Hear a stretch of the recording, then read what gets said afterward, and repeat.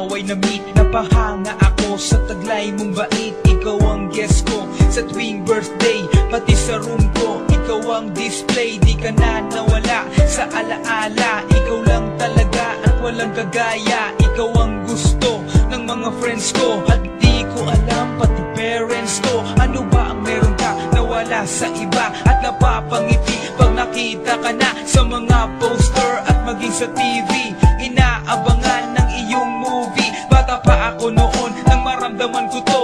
Ayoko ng iba, ikaw ang gusto ko. At sa aaminin ko, maniwala ka, mas gusto kita kaysa kay Darna.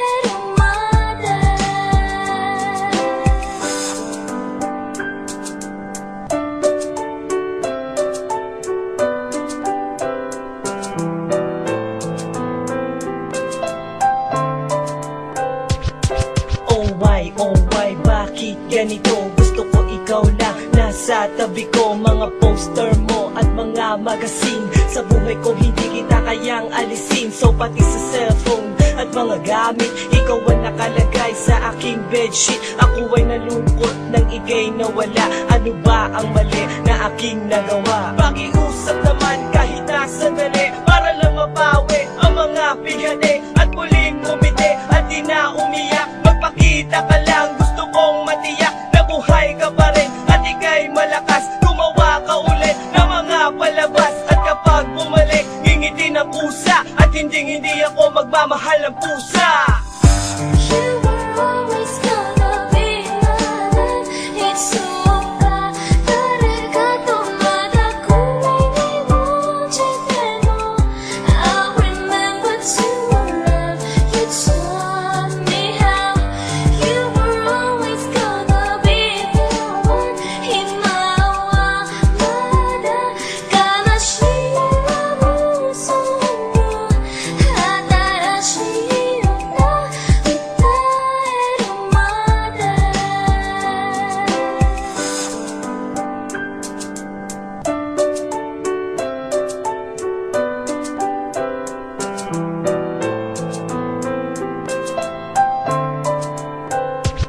Lumipas ang mga taon, nananatili ka pangarap. Nais kong libutin ang mundo para ka lang mahanap. Sapagkat hindi sapat makita ka lang sa larawan. Gusto ko ay makasama ka, handa ko nang iwanan ang lahat ng kayamanan, pati GF ko. Sabihin mo magkano ba ang TF mo, at aking ibibigay, tanggapin mo lang ako. Okay lang sa akin kahit alipinin mo ako. Sabi ng ama ko, nabubuwang ako. Sabi ng ina ko, di ka raw totoo. Isa kang kwentong binigyan ng buhay, pero sa mundong ito, di ka raw tunay. Isa kang nilikha para lang sa bata, kaya pala ikaw ay di tumatanda. Pero kahit ganito, sana ay